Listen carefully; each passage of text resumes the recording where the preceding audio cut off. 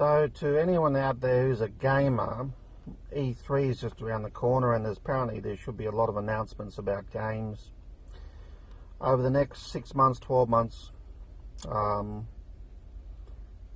And who knows what we're in store for. Because Bethesda have one, possibly two announcements to make as well, on top of what they've already announced. One thing I want to point out though, like you got all these people who absolutely love Bethesda or love Bethesda Game Studios. I mean, I don't know, I suppose Bethesda Game Studios is ultimately controlled by Bethesda Softworks, but don't kid yourself, Bethesda Softworks ain't it for the fucking money. I mean, that's why. Have you wondered why we haven't got Skyrim 2? Like, Skyrim was a huge seller, one of the biggest sellers of all time.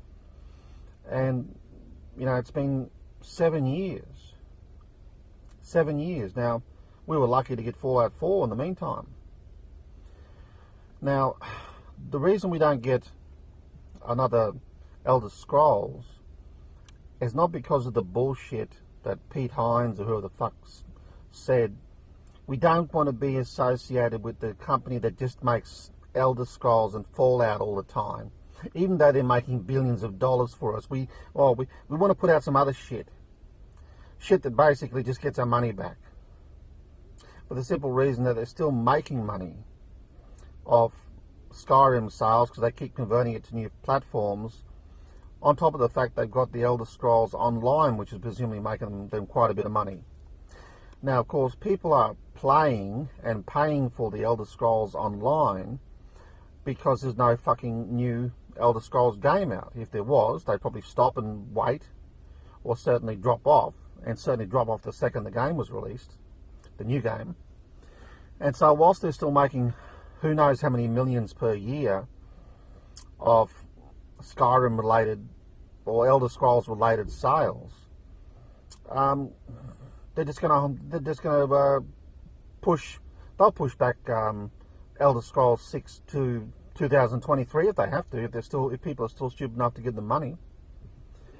Now we might be lucky though. We might be lucky and get a game called Starfield announced at E3 and released at the end of this year, which might just be Fallout in space, which, you know, in theory could be very good. Could be very good. But I mean, look at GTA 5. GTA 5 has no DLC because they're making money from microtransactions and other shit. And GTA 6 hasn't even been announced because they're still making so much money from those fucking microtransaction crap. Like, they're in it for the money. They look at whatever makes them the most money. So I don't believe for a second that when Bethesda or any marketing wanker tells them he's a gamer or he loves games and all that sort of bullshit, the truth is they love money. They're obviously smart enough to get some creative people in the process of game making. Otherwise, it'd be the worst fucking games ever made if you left it to the money makers. But let's see what happens to E3. E3 is only about 2 weeks away.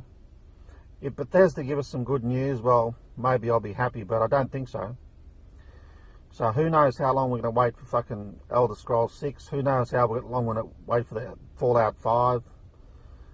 Fallout 5 in theory could come early because it's not really, despite their bullshit, it hasn't sold as well as Skyrim, and there's not much microtransactions involved there.